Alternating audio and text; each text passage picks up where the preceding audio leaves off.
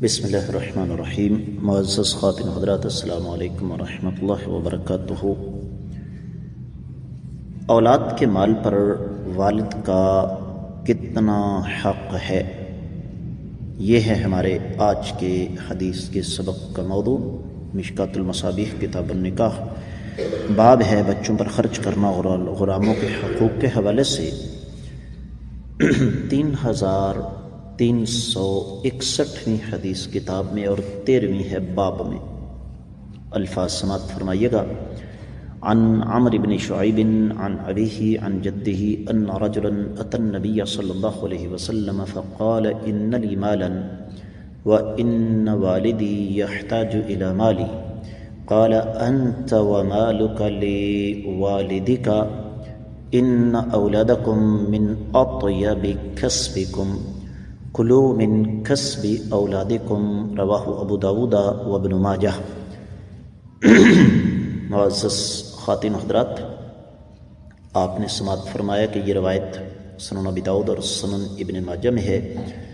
تفصیلی حوالہ نوٹ فرمائیے گا۔ سنن ابی داؤد کتاب الاجارہ 43واں باب، باب فی الرجل یأکل من مال ولدہ، آدمی کا اپنی اولاد کے مال میں سے کھانا درست ہے۔ یہاں پر یہ جو باب ہے اس پر خصوصی توجہ فرمائیے گا کہ آدمی کا اپنی اولاد کے مال میں سے کھانا درست ہے۔ اور سنن ابی داؤد میں 3530ویں حدیث ہے، سنن ابن ماجہ میں 2292ویں ہے۔ مسند احمد بن حنبل کا جو بین الاقوامی طبع ہے 6 جلدوں والا، اس کی دوسری جلد کے 179ویں صفحے پر یہ حدیث موجود ہے۔ امام البانی رحمۃ اللہ علیہ نے اس کو حسن صحیح قرار دیا، جبکہ محدث العصر شیخ زبیر علی زئی اس کو حسن قرار دیتے ہیں، اور درست بات یہ ہے کہ یہ روایت قابل حجت ہے۔ ترجمہ سماعت فرمائیے گا۔ سیدنا عمرو بن شعیب اپنے والد سے اور وہ اپنے دادا سے روایت فرماتے ہیں، ایک آدمی آقا علیہ صلی اللہ علیہ وسلم کی خدمت میں حاضر ہوا اور اس نے عرض کیا کہ میرے پاس مال ہے اور میرے والد صاحب کو میرے مال کی ضرورت ہے۔ آپ نے فرمایا تم اور تمہارا مال تمہارے والد کے لیے ہو، کیونکہ تمہاری اولاد تمہاری بہترین کمائی ہے اور تم اپنی اولاد کی کمائی کھاؤ۔ ایک بار پھر عرض کروں گا، آخری الفاظ پر غور کیجیے گا۔ کلوا من کسب اولادکم، اپنی اولاد کی کمائی کھاؤ۔ حدیث مبارکہ انتہائی زیادہ اہمیت کی حامل، اس پر خصوصی توجہ دینے کی ضرورت ہے۔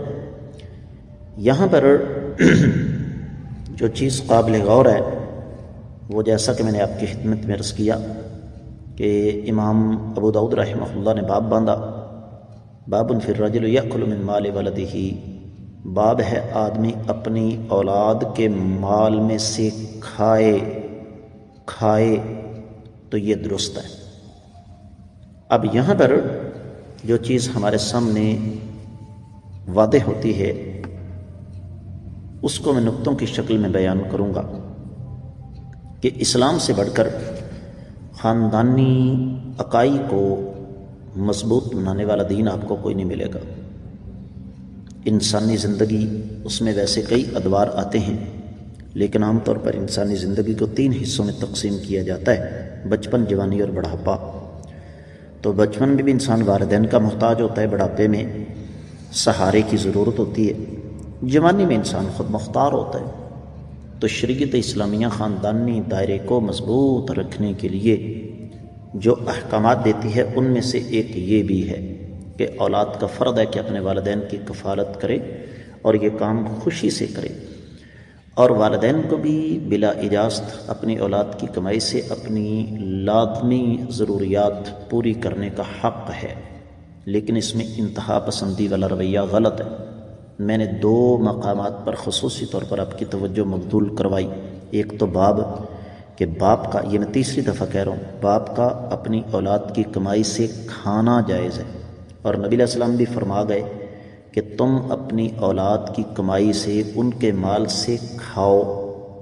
اس کا مطلب یہ نہیں ہے، بڑی توجہ کے ساتھ بات سمجھانے لگا ہوں، اس کا مطلب یہ قطعی طور پر نہیں ہے کہ ایک آدمی کے 4 بیٹے ہیں، 3 کماتے ہیں، چوتھا نکھٹو فارغ اور کوئی کام نہیں کرتا، اس کے باوجود والد باقی تینوں سے لے کر اس چوتھے کی